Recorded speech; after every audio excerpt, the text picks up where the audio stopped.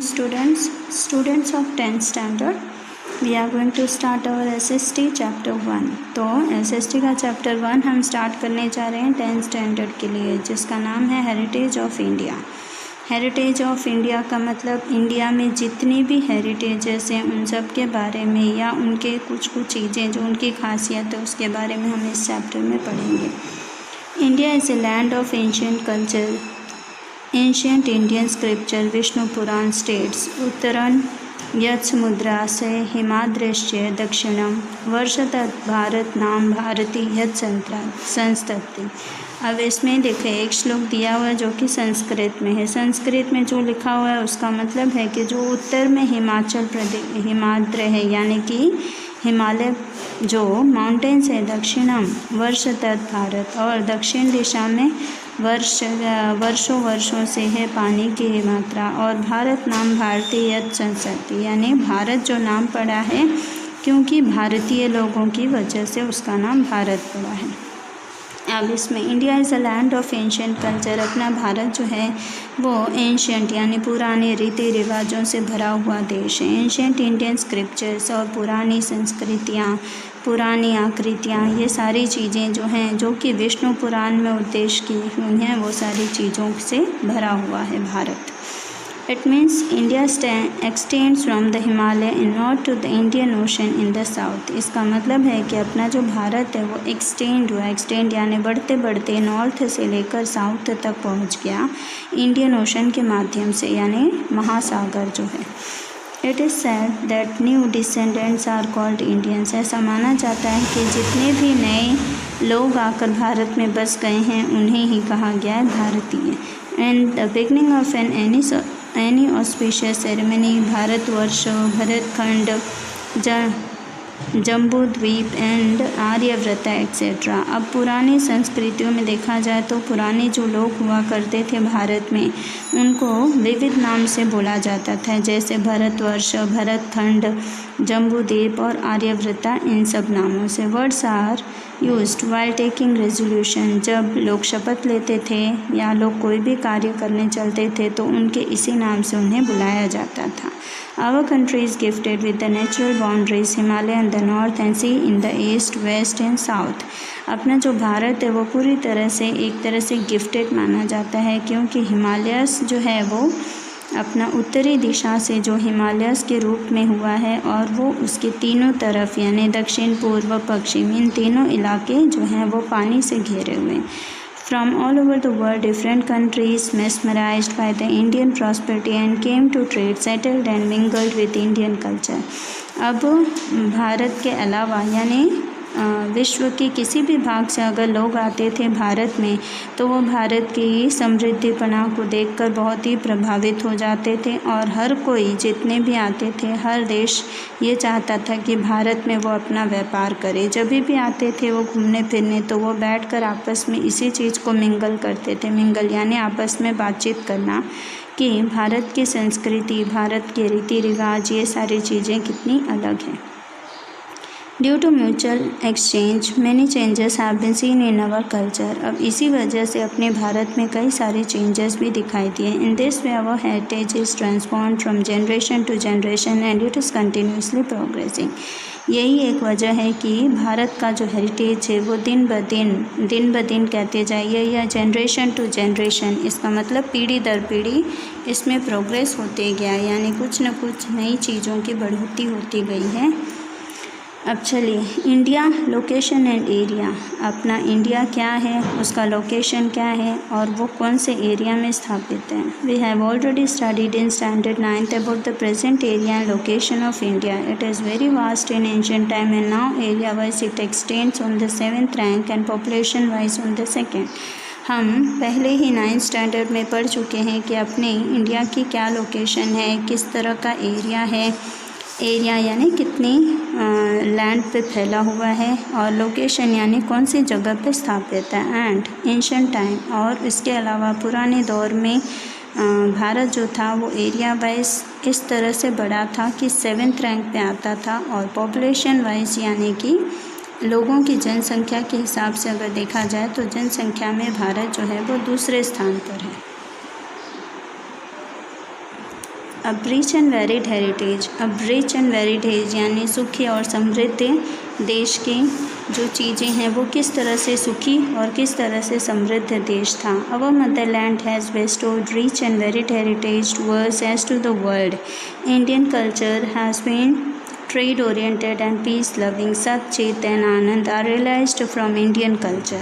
अपना भारत जो है, अपनी धरती माता, वो एक तरह से सुखी और समृद्ध इसलिए मानी जाती है, पूरी दुनिया में प्रख्यात है क्योंकि इसमें सत्य, चित और आनंद है। सत्य यानी सही, चित यानी सही तरीके से सही हुआ, और आनंद यानी जब सत्य रहेगा, चित रहेगा तो इंसान को आत्मा से आनंद यानी सुख, शांति, समृद्धि। तो इस तरह से इसीलिए भारत को सुखी और समृद्ध देश कहा गया और इसकी धरती माता को इसकी सभी लोग नमन करते हैं। Beside this Indian culture prospered with the mutual exchange of different cultures of our countries which came to India and settled here. इसके अलावा भारत इसलिए भी रिच माना जाता है क्योंकि यही एक देश ऐसा है जहाँ अलग अलग देशों के लोग आकर रहते हैं और वो अपने कल्चर को अपने रूप से चलाते हैं। They have accepted the values of non-violence and peace which have been adopted and admired by the world। अब भारत ने नॉन वायलेंस एंड पीस को अपनाया है जिसकी वजह से वर्ल्ड के यानी दुनिया में किसी भी तरह के लोग इस चीज़ों को ज़्यादा मान देते हैं। People right from beginning of Indus Valley civilization till today. जब इंडस वैली सिविलाइजेशन का जो दौर हुआ करता था तब से लेकर आज तक ये चीज़ें बनी हुई हैं। Have made our country rich and wealthy with their intellectuality, ability, talent and skill. उन दिनों से जो चीज़ें हैं आज तक भारत रिच एंड वेल्दी माना जाता है यानी परिपूर्ण माना जाता है क्योंकि भारत की जो खूबियाँ हैं, उसकी सहन शक्ति है, उसके टैलेंट हैं और उसकी जो आकृतियाँ हैं वो आज भी लोगों की नज़र में दिखाई दे रही हैं। Innumerable scholars, thinkers, artisans, sages, scientists and historians have contributed their growth and development of our culture। अब अपने भारत को निखारने के लिए कई सारे लोगों ने इसमें सहयोग किया। अब कई सारे लोग जो सहयोग करने वाले थे उनमें बड़े बड़े स्कॉलर्स यानी विद्वान, थिंकर्स यानी बड़े बड़े सोचने वाले जो डिटेक्टिव्स होते हैं, आर्टिस्ट यानी बड़े बड़े कलाकार, आर्टिसेंस यानी कि कलाकृतियाँ करने वाले, सेजस यानी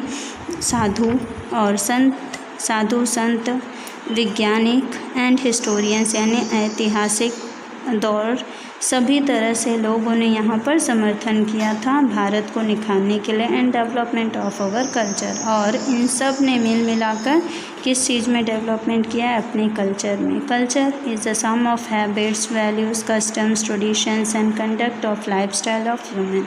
कस्टम्स वो चीज़ होती है, कस्टम एक तरह से एकता है। एकता किन किन चीज़ों की है? हैबिट्स यानी हमारी जो आदतें हैं, वैल्यूज़ यानी हमारी आदतों की जो कीमत है, कस्टम्स यानी हमारे रीति रिवाज, ट्रेडिशंस यानी कि जो हम संस्कृतियाँ अपनाते हैं, conduct of lifestyle of human. और इसके अलावा जो हमारा रोज़ाना का हरकतें हैं जो कि एज बी इंसान हम करते हैं, वो सारी चीज़ें हमारे कल्चर से संबंधित होती हैं। अब चलिए देखते हैं मीनिंग ऑफ कल्चर। कल्चर का एग्जैक्ट मीनिंग क्या होता है? Culture means a way of life. It is made of changes that occur in public life, social rules and regulations of different societies. It can be said that culture is a total of habits, values, customs, traditions and ideals leading humans to the highest level. Culture का exact meaning होता है कि culture वही होता है जिससे हमारी ज़िंदगी चलती जा रही है।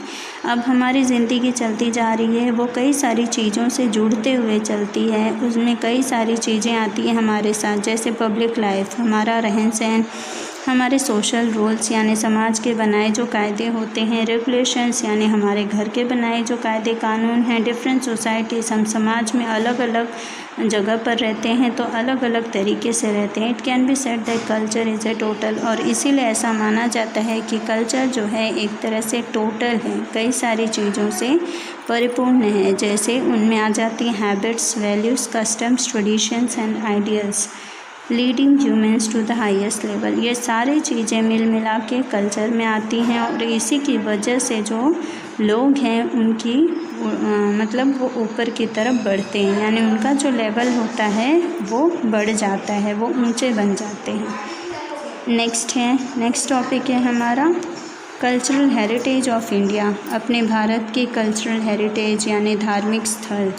तो heritage means a valuable gift from our forefathers to us. Heritage का एग्जैक्ट मीनिंग होता है जो कि हमारे पूर्वजों द्वारा हमें जिन चीज़ों की गिफ्ट मिल चुकी है वही हमारा वैल्यूबल गिफ्ट या हमारे फोर फादर्स की तरफ से हमें हेरिटेज।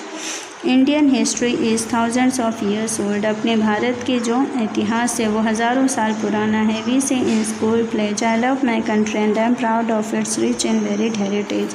हम हमेशा अपने स्कूल में ये प्लेज लेते हैं, ये शपथ लेते हैं कि मैं अपनी कंट्री से प्यार करता हूँ और अपने देश की सुखी और समृद्धि के ऊपर मुझे नाज है। In this context heritage is a precious gift from our motherland to the whole world about mysterious of human life.